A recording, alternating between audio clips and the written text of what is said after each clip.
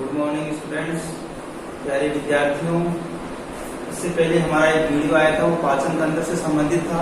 पाचन तंत्र की बेसिक जानकारी थी, उसका हम एलिमेंट्री कैनाल और एलिमेंट्री कैनाल के साथ साथ उसके पार्ट्स और उसके मतलब जो ग्लैंड्स थे उसके बारे में अध्ययन करेंगे। इससे पहले हमें आज केमिस्ट्री का एक नया टॉपिक ले रहा हूँ। इसमें हमारा टॉपिक है हाइड्रोकार्बन। ये हाइड्रोकार्बन जब भी हम ऑर्गेनिक केमिस्ट्री पढ़ेंगे, विशेष तौर से जब बच्चा 10th पास करके 11th में जाता है, चाहे वो बायो में जाए, मैथ में जाए, एजी में जाए, तो उसको मतलब पढ़ने से पहले शुरुआत अगर ऑर्गेनिक केमिस्ट्री पढ़नी है तो उसे सबसे पहले हाइड्रोकार्बन पढ़ना होगा। तो आज हमारा टॉपिक है हाइड्रोकार्बन।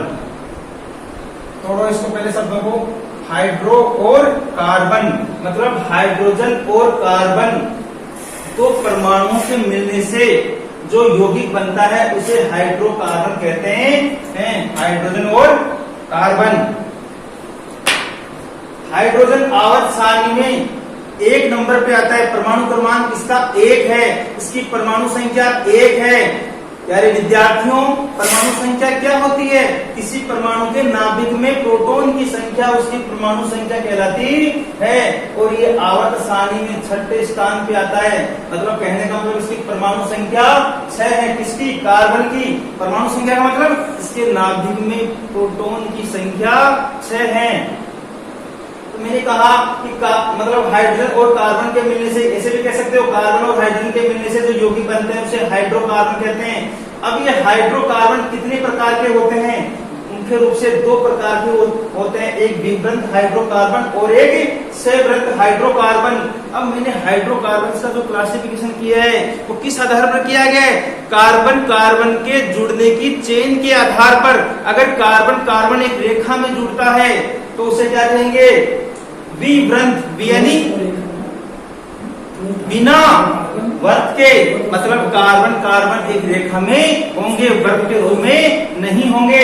और दूसरा है सवृत, यानी वृत्त से युक्त, मतलब कार्बन कार्बन एक चक्कर के रूप में जुड़ेंगे। अब कैसे? देखो, जैसे मैं बता रहा हूँ, विभ्रंत हाइड्रोकार्बन, ये कार्बन, ये कार्बन, ये कार्बन, ये कार्बन, ये कार्बन, ये कार्बन, ये कैसे हो गया? कार्बन कार्बन एक चक्कर के रूप में हो गया। ये वाला एक ऐसा है, कार्बन कार्बन एक रेखा में है, तो इसे क्या कहेंगे? विभ्रंत हाइड्रोकार्बन। हाइड्रोजन भी होगा, वैलेंसी भी होगी, मैं समझा रहा हूँ आपको। कार्बन कार्बन क्यों लिखा, हाइड्रोजन क्यों नहीं लिखा? एक लिखा, एक हाइड्रोजन आएगा, 3 आएगा, 4 आएगा, वो मैं समझाऊंगा अभी आगे। लेकिन ये मैंने मतलब जब कार्बन कार्बन कैसे जुड़े हुए हो, एक वृत्त में हो, तो सवृत हाइड्रोकार्बन कहेंगे। और जब कार्बन कार्बन कैसे हो, इस चक्कर के रूप में या वृत्त के रूप में नहीं हो, तो इसे क्या कहेंगे? विभ्रंत हाइड्रोकार्बन। विभ्रंत हाइड्रोकार्बन को अचक्रीय हाइड्रोकार्बन भी कहते हैं बच्चों। अचक्र का मतलब कार्बन कार्बन जुड़ करके चक्कर नहीं बनाते हैं। और इसमें क्या है? सवृत हाइड्रोकार्बन को क्या कहेंगे? चक्रीय हाइड्रोकार्बन भी कहते हैं। चक्रीय का मतलब इसमें कार्बन कार्बन मिलकर के चक्कर बनाते हैं। पहला कार्बन अंतिम कार्बन से जुड़ा हुआ होता है। आप अगर परिभाषा लिखो, सवृत हाइड्रोकार्बन किसे कहेंगे? जब पहला कार्बन अंतिम कार्बन से जुड़ा हुआ नहीं हो तो इसे क्या कहेंगे? विभ्रंत हाइड्रोकार्बन। और जब पहला कार्बन अंतिम कार्बन से जुड़ा हुआ हो तो इसे क्या कहेंगे?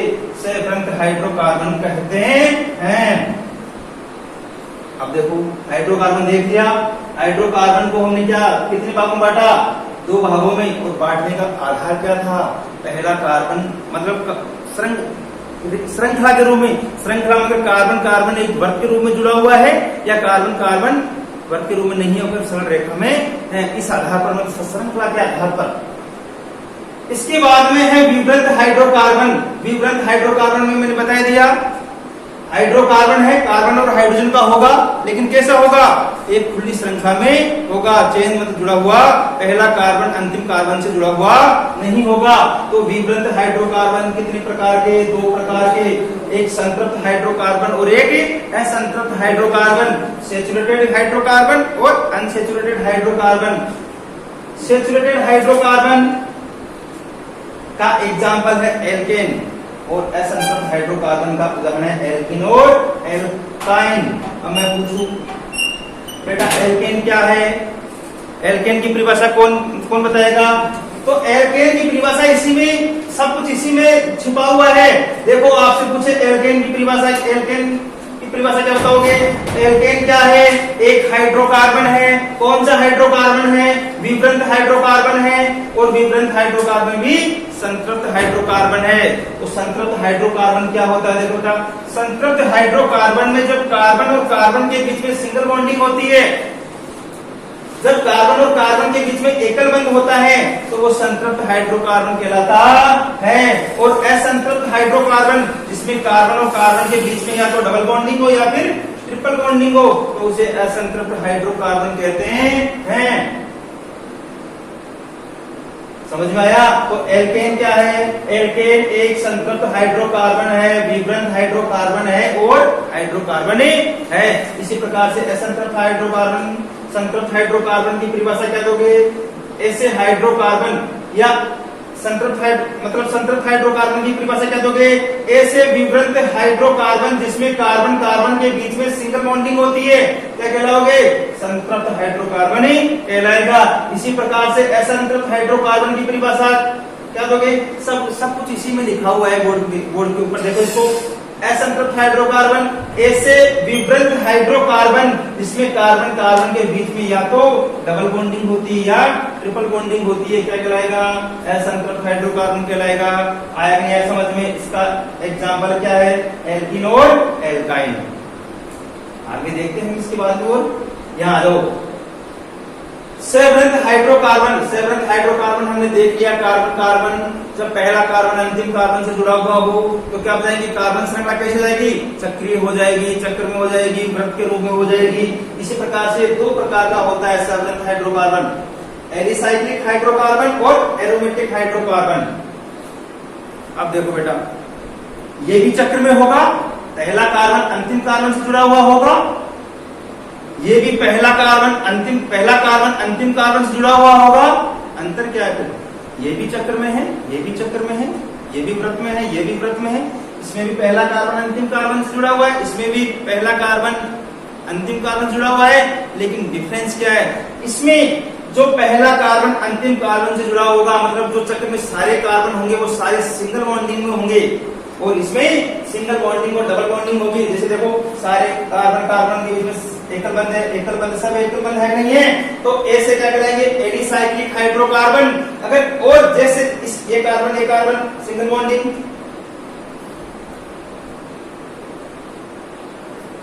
ये कार्बन मुझे double bonding, single bonding, double bonding, single bonding. Double bonding और सिंगल बॉन्डिंग एकांतरिक क्रम में होती है, वो क्या कहलाएगा? एरोमेटिक हाइड्रोकार्बन कहलाएगा। और एरोमेटिक हाइड्रोकार्बन का एग्जांपल है बेंजीन, ठीक है। और एलिसाइक्लिक हाइड्रोकार्बन जो है उसके उदाहरण हमने बहुत सारे हैं, मैंने दे रखा है। साइक्लोहेक्सेन, आप और भी बना सकते हो। जैसे अगर 3 कार्बन हो तो क्या बोलोगे?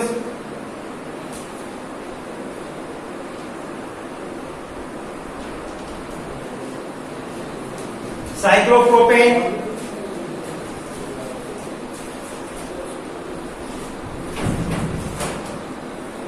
साइक्लोब्यूटेन, आगे साइक्लोपेंटेन भी बना सकते हो। ये मतलब साइक्लोप्रोपेन, साइक्लोब्यूटेन, साइक्लोपेंटेन, साइक्लोहेक्सेन, साइक्लोहेप्टेन, ये सभी क्या है? एलिसाइक्लिक हाइड्रोकार्बन के एग्जाम्पल हैं। अब आप कहोगे सर आपको तो याद है, साइक्लोप्रोपेन, साइक्लोब्यूटेन, साइक्लोपेंटेन, साइक्लोहेक्सेन, साइक्लोहेप्टेन, ये तो आप बताइए हम कैसे याद करें? तो बेटा आपको याद करने का तरीका मैं बताता हूं। सबसे पहले आपको इधर जाना पड़ेगा।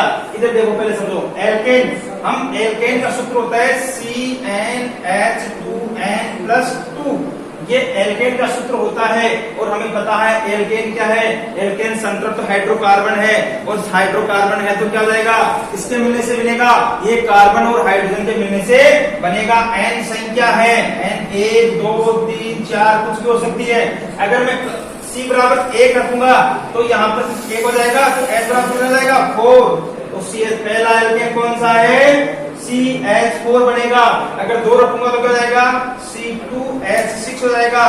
3 रखूंगा तो C3H8 हो जाएगा। इस प्रकार से मैं ये बना लूंगा बहुत सारे। एक कार्बन अगर C बराबर 1 रखूंगा तो 1 कार्बन हो जाएगा, C बराबर 2 रखूंगा तो 2 कार्बन हो जाएगा, 3 रखूंगा तो 3 कार्बन ही हो जाएगा, और अगर C बराबर 4 रखूंगा तो मैं क्या हो जाएगा, S10 हो जाएगा। आया बात को समझ में? अब देखो बेटा, हमने इतना पढ़ लिया। अब इतना पढ़ने के बाद में सर अब इसको क्या कहेंगे? क्या CH4 बोलेंगे क्या इसको? C2H6 बोलेंगे क्या? नहीं बेटा, इसके नामकरण है, और नामकरण देखते हैं हम IUPAC पद्धति के अनुसार। तो देखो नामकरण कैसे करेंगे। हमारा पहला एल्केन कौन सा बना था? CH4। इसमें कार्बन कितना है? 1। ध्यान रखना, कार्बन की संख्या 1 हो, कार्बन की संख्या 2 हो, कार्बन की संख्या 3 हो, कार्बन की संख्या 4 हो, कार्बन की संख्या 5 हो, और सारे हम देखेंगे। तो इसको बोलेंगे क्या? मेथ। इसको बोलेंगे एथ। इसको बोलेंगे प्रोप। इसको बोलेंगे ब्यूट। इसको बोलेंगे पेंट। अगर कार्बन की संख्या 1 हो तो उसे बोलेंगे मेथ, दो हो तो meth, eth, pro, but, paint, और 6 हो तो हेक्स, 7 हो तो हेप्ट, 8 हो तो ऑक्ट, 9 हो तो नोनेन, 10 हो तो डेकेन, 11 हो तो एकाडेकेन, और 12 हो तो डाइडेकेन, ट्राइडेकेन, टेट्राडेकेन, पेंटाडेकेन, ऐसे बोलते जाएंगे। ठीक है बेटा? तो देखो अब इसका नामकरण करना है।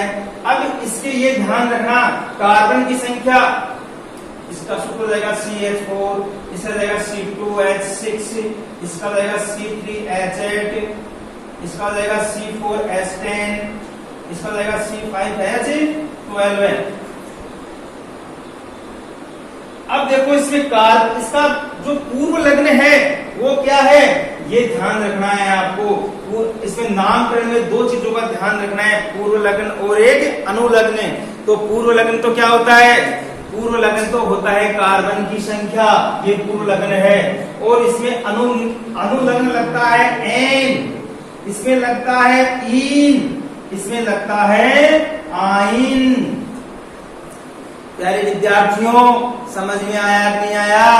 दोबारा देख लो कि मतलब किसी भी हमें संतृप्त मतलब विकृत हाइड्रोकार्बन का नामकरण करना है, तो नामकरण करने के लिए 2 शब्दों का यूज करना है, तो पूर्व लग्न और एक अनुलग्न। तो हमें पूर्व लग्न किसका लेना है? कार्बन का। और कार्बन 1 हो तो क्या? Meth, eth, pro, but, pent, hex, hept, oct, nonane, decane, ऐसे बोलते रहेंगे ना। और इसका लिखना है अनुलग्न, क्या लगना है? अगर इसका सूत्र का यूज कर रहे हैं तो क्या? एन। एल्केन का सूत्र का यूज कर रहे हैं तो क्या? इन। और इसका कर रहे हैं तो आइन। तो इसका क्या जाएगा? पहला कार्बन मेथ प्लस एन, क्या जाएगा? मेथेन। दूसरा क्या जाएगा? एथ, एथ प्लस एन।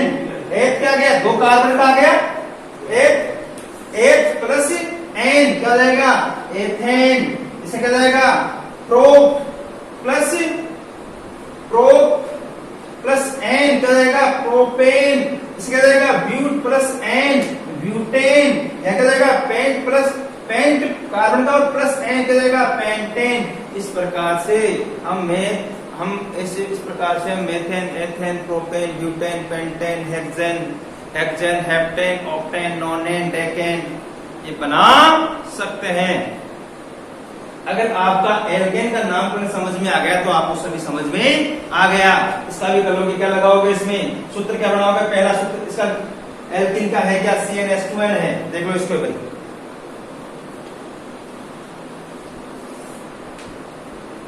सूत्र क्या है? CnH2n है। CnH2n, n बराबर 1 रखूंगा तो क्या जाएगा? C, यह क्या जाएगा? 1 CH2 हो जाएगा। n बराबर 2 रखूंगा तो क्या जाएगा? C2H4 हो जाएगा। 3 रखूंगा तो जाएगा C3H6 हो जाएगा। C4 रखूंगा तो क्या जाएगा? H8 हो जाएगा। ये तो सूत्र बन गया इससे। भाई एल्केन के सूत्र से हमने क्या बना लिया? सूत्र बना लिया। इसका नाम क्या है? इसका नाम क्या है? इसका नाम क्या है? इसका नाम क्या है? इसका नामकरण कैसे करोगे? मैंने बताया इसमें कार्बन की संख्या कितनी है? 2। कितनी है? 2। क्या है ये? क्या है? पूर्व लग्न है। अनुलग्न क्या है? इन। तो 2 के लिए क्या बोलेंगे हम? C2 बराबर क्या बोलेंगे? मेथ। सूत्र किसका लगा रहे हैं? इन का। तो क्या हो जाएगा? मेथ प्लस इन बराबर क्या हो जाएगा? मेथी एथ। तो एथ लगा रहे बेटा, मैं एक के लिए लगाते हैं दोस्तों ना। एथ प्लस इन क्या हो जाएगा, एथीन। समझ में आया नहीं आया? तो ये क्या हो गया, एथीन। कहोगे सर मेथिन क्यों नहीं बनाया आपने, इसमें तो मेथिन बना दिया। ये बेटा हाई लेवल की बात है, क्योंकि कार्बन कार्बन के बीच में जब तक डबल बॉन्डिंग नहीं होगी तब तक एथीन नहीं बनेगा, और एथीन में इसमें क्या हो जाएगा, आप आगे क्लास में समझोगे इसको मेथिन क्यों नहीं बनता है। तो ये क्या बन गया, methene, ethene, propene, butene, pentene. तो आज इसका सूत्र बनाओ, देखिए प्रोपीन क्या बनाएगा, प्रोप, प्रोप का मतलब 3, C3, H कितना रहेगा, N बराबर 3 होगा, तो यहाँ 3 कितना रहेगा, H 6 हो जाएगा। इस प्रकार से आप बना सकते हो। इसी प्रकार से एल्काइन का नाम, एल्काइन में कार्बन वही हम क्या लगाएंगे, पहले पूर्व लगन लगाएंगे, इसके बाद क्या लगाएंगे, अनुलग्न। पूर्व लगन तो कार्बन की संख्या के आधार पर, 1 है तो मेथ, 2 है तो प्रोप, 3 है तो 1 है तो मेथ, 2 है तो एथ, 3 है तो प्रोप, 4 है तो ब्यूट लगाएंगे। और इसी प्रकार से फिर लास्ट में क्या लगा देंगे, आयन। जैसे इसके बोलेंगे क्या बोलेंगे इसको, एथाइन। एथ का मतलब 2, कार्बन कितने, 2, C। अब देख लो यहाँ पे क्या है, 2 और हो गए तो 2 1 2 3 4, 4 से माइनस करें तो C2H2 किसका सूत्र है, ये एथाइन का। आप इसी प्रकार से बनाते हो। प्रोप का मतलब 3 कार्बन है, तो यहाँ पर भी S नाम के रखोगे, 3 रखोगे तो जाएगा 4 आ जाएगा। इस प्रकार से हम प्रत्येक के क्या बना सकते हैं ना, एल्केन के 10 तक बना सकते हैं, बहुत सारे बना सकते हैं, मतलब इनके हम सूत्र बना सकते हैं। इसी प्रकार से आया कि नहीं आया बात को समझ में। इसी प्रकार से हम आगे देखते हैं इधर